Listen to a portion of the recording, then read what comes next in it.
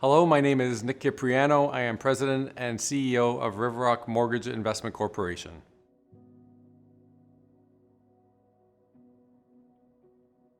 At RiverRock, we focus on residential properties in urban, suburban areas in Ontario.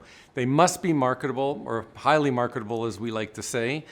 They must not be in rural areas or small towns. We only lend in subdivisions where homes look very similar to each other, middle class, and we always have the philosophy that bad things happen to good people. So if they do run into some sort of speed bump in life, such as laid off or somebody gets sick or dies or a divorce, some sort of interruption in their income, we're able to disperse of that house very quickly because it is highly marketable. And that is the core philosophy of the organization. It's asset lending.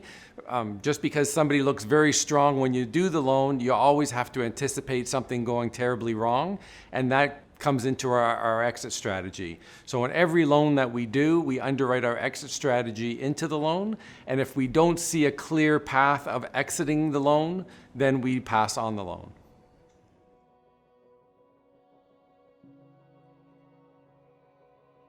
So what we're seeing at RiverRock is, the last 2 years were very high on increase in values, especially in the 905 area code and the outlining areas of the city. Things are softening and leveling off now, which is a good thing. You don't want values going up at that continuous pace because it can't last. We are seeing values level off now, and I think that will continue for the balance of this year. You might see a bit more softening, but in certain pockets, but for the most part, it'll be relatively level with a bit of softening.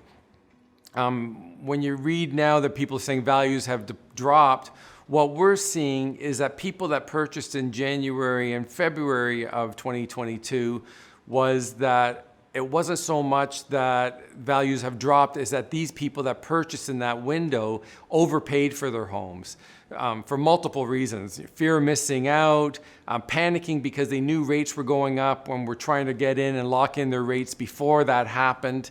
And there was multiple offers and people were just thinking more emotionally than kind of intellectually. So what we're finding is that people that bought in that 60-day window have overpaid anywhere from 5 to 20% too much. We are seeing a leveling off now of people that are purchasing. There could be some softening in certain pockets in the province, but for the most part, it'll be relatively level. We saw the similar thing happen in Q4 2016 when there was this irrational exuberance, people trying to get into the market. And then, the second half of 2017, you saw about a 10 to 15% pull off in values, and then they came back and kind of stabled. So we're not concerned at this point. Unemployment is very low.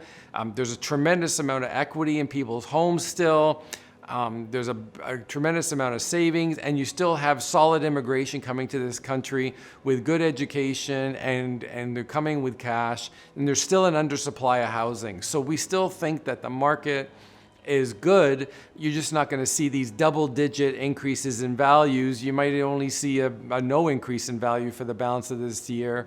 Or a softening in some. But I think overall, it's much easier to lend in an environment that's flat than it is that's bouncing around. So we're optimistic. As always, we're being very prudent on our values and the type of properties we lend on and our loan to values, because risk management is the kind of the foundation of this organization, and we will continue to keep that first and foremost in our minds when we look at every single opportunity.